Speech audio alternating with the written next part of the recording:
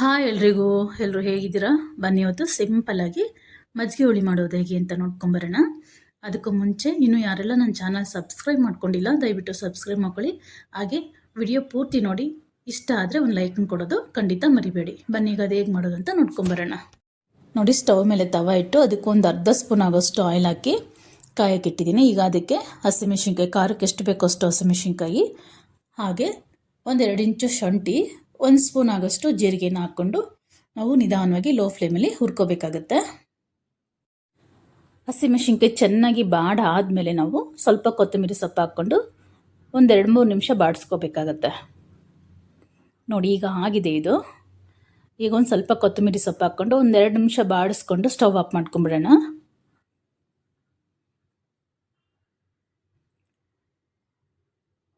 Stove off ಮಾಡಿಕೊಂಡು ಈಗ 1 spoon ಧನಿಯಾ ಪೌಡ್ರನ್ನ ಹಾಕ್ಕೊಳ್ಳೋಣ. ಆ ತವ ಬಿಸಿ ಇರುತ್ತಲ್ಲ, ಆ ತವ ಬಿಸಿಗೇನೆ ಅದು ಫ್ರೈ ಆಗಿರುತ್ತೆ. ನಾನಿಲ್ಲಿ ಒಂದು 3 ಜನಕ್ಕೆ ಆಗೋಷ್ಟು ತೋರಿಸ್ತಾ ಇದ್ದೀನಿ. ಈಗ ಇದನ್ನ ಸ್ವಲ್ಪ ತಣ್ಣಗಾಗಕ್ಕೆ ಬಿಟ್ಟು ಆಮೇಲೆ ರುಬ್ಕೊಂಬರೋಣ.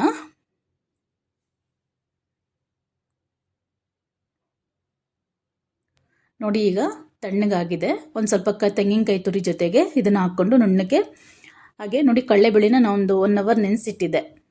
ಈ ಕಡಲೆಬೇಳೆ 1 ಸ್ಪೂನ್ ಆಗೋಷ್ಟು ತೊಗೊಂಡಿದ್ದೀನಿ. ಆ ಕಡಲೆಬೇಳೆ ಸಮೇತ ಹಾಕ್ಕೊಂಡು ನಾವು ನುಣ್ಣಗೆ ರುಬ್ಕೊಂಬರೋಣ.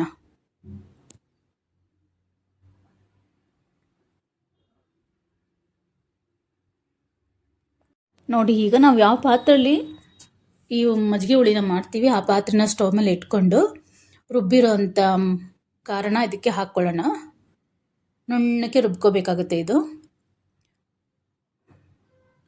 ನೋಡಿ, ಆಲ್ರೆಡಿ ನಾನು ಸೋರೆಕಾಯಿನ ಉಪ್ಪು ಮತ್ತು ಅರಿಶಿನ ಹಾಕಿ ಬೇಯಿಸಿಟ್ಕೊಂಡಿದ್ದೆ. ಸೊ ಈಗ ಅದನ್ನು ಇದೆಲ್ಲ ಹಾಕ್ಕೊಳ್ಳೋಣ. ನಿಮಗೆ ಬೇಕಂದ್ರೆ ನೀರು ಸಮೇತ ಬೇಕಾದರೂ ಹಾಕ್ಕೋಬೋದು, ಇಲ್ಲ ಬರೀ ನನಗೆ ಕಾಯಿ ಮಾತ್ರ ಹಾಕ್ಕೊಳ್ತೀವಿ ಅನ್ನೋದ್ರೆ ಕಾಯಿ ಕೂಡ ಹಾಕ್ಕೋಬೋದು. ನಾನಿಲ್ಲಿ ಬರೀ ಕಾಯಿ ಹಾಕ್ಕೊಳ್ತಾ ಇದ್ದೀನಿ.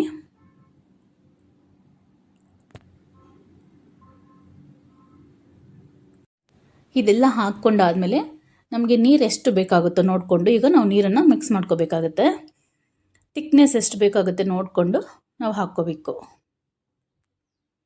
ನೀಟಾಗಿ ಒಂದು ಸಲ ಮಿಕ್ಸ್ ಮಾಡ್ಕೊಂಬಿಡೋಣ.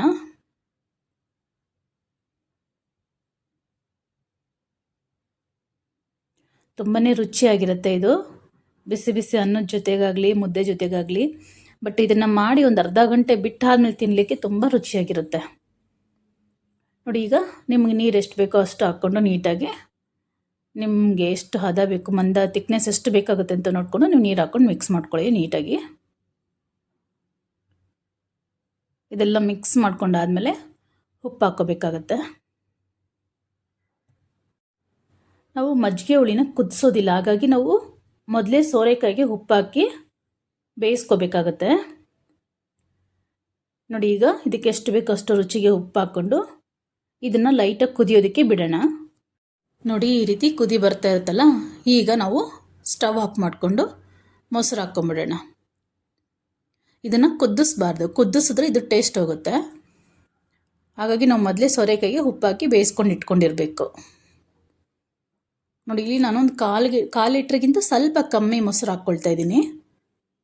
ಈಗ ಇದನ್ನ ನೀಟಾಗಿ ಮಿಕ್ಸ್ ಮಾಡಿಕೊಂಡು ಇದಕ್ಕೊಂದು ಒಗ್ಗರಣೆ ಕೊಟ್ಕೊಂಡ್ರೆ ಮಜ್ಜಿಗೆ ಹುಳಿ ರೆಡಿ ಆಗುತ್ತೆ. ನಾವು ಊಟ ಮಾಡೋಕ್ಕೆ ಒಂದು ಅರ್ಧ ಗಂಟೆ ಮುಂಚೆ ಇದನ್ನು ಮಾಡಿಟ್ರೆ ತುಂಬಾ ರುಚಿಯಾಗಿರುತ್ತೆ ಇದು. ಬನ್ನಿ ಈಗ ಇದಕ್ಕೊಂದು ಒಗ್ಗರಣೆ ಕೊಟ್ಕೊಳ್ಳೋಣ. ಆಗಿದೆ ಇದು. ನೋಡಿ, ಸಣ್ಣೊಂದು ತವ ಇಟ್ಕೊಂಡು ಅದಕ್ಕೆ ಸ್ವಲ್ಪ ತುಪ್ಪ ಆಗಲಿ ಎಣ್ಣೆ ಆಗಲಿ ಹಾಕ್ಕೊಂಡು ನಾವು ಒಗ್ಗರಣೆ ಕೊಟ್ಕೋಬೇಕು. ತುಪ್ಪ ಹಾಕಿದ್ರೆ ಚೆನ್ನಾಗಿರುತ್ತೆ. ಸ್ವಲ್ಪ ಜೀರಿಗೆ, ಸ್ವಲ್ಪ ಸಾಸಿವೆ ಹಾಕ್ಬಿಟ್ಟು 1-2 ಒಣಮೆಣಸಿನ್ಕಾಯಿ, ಕರಿಬೇವು, ಹಿಂಗು ಇಷ್ಟು ಹಾಕ್ಕೊಂಡು ಒಗ್ಗರಣೆ ಮಾಡ್ಕೋಬೇಕು. ಇದಾಗಿದೆ ಇದು. ಇದನ್ನ ಮಜ್ಜಿಗೆ ಹುಳಿಗೆ ಹಾಕ್ಕೊಳ್ಳೋಣ. ಮಜ್ಜಿಗೆ ಹುಳಿ ತುಂಬ ಥರ ಮಾಡ್ತಾರೆ. ಕುದಿಸಿ ಮಾಡ್ತಾರೆ ಚೆನ್ನಾಗಿ, ಒಂದು 5-6 ಥರ ಮಜ್ಜಿಗೆ ಹುಳಿ ಮಾಡ್ತಾರೆ. ಅದರಲ್ಲೂ ಇದು ಒಂದು ಕೂಡ. ನಿಮಗೆ ವಿಡಿಯೋ ಇಷ್ಟ ಆಗಿದ್ರೆ ಮರೆಯದೆ ಒಂದು ಲೈಕ್ ಕೊಡಿ. Thank you for watching. Bye.